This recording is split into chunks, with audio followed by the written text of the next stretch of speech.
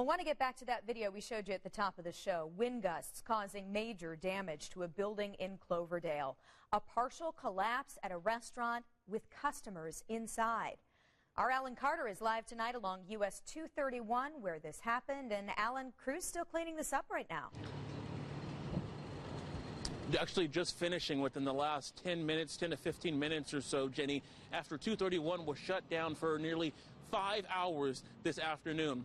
Take a look at why. Bricks all over the place, coming down here along the sidewalk, coming from the facade of the structure here. Mainly what we're focused on is the barbecue restaurant that is here.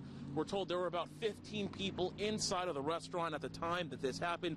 This facade came down at about 1 o'clock this afternoon. Firefighters say that the wind likely caught a neighboring awning, and then that brought down the brick facade.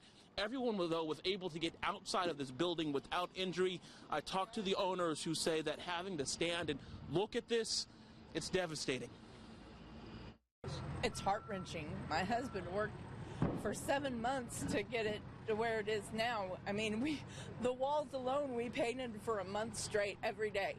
So, you know, it is truly a mom-and-pop store, one of the few that are left around that are still open.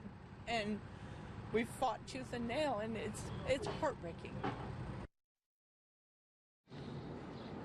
Still some cleanup to do this evening. Right now, crews are out boarding up the window areas to make sure that that is safe. The concern earlier was that some of the more bricks could be coming down the areas that were loose. That's why they had to shut down the interstate or the highway for such a long time, to make sure that it was safe for cars that are coming through. Next, a structural engineer will have to come out and make sure that the building is safe.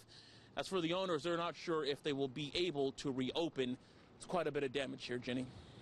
Yeah, definitely a lot of damage, and thankfully those customers in that restaurant were not hurt. Scary stuff. All right, Alan, live in Cloverdale. Thank you.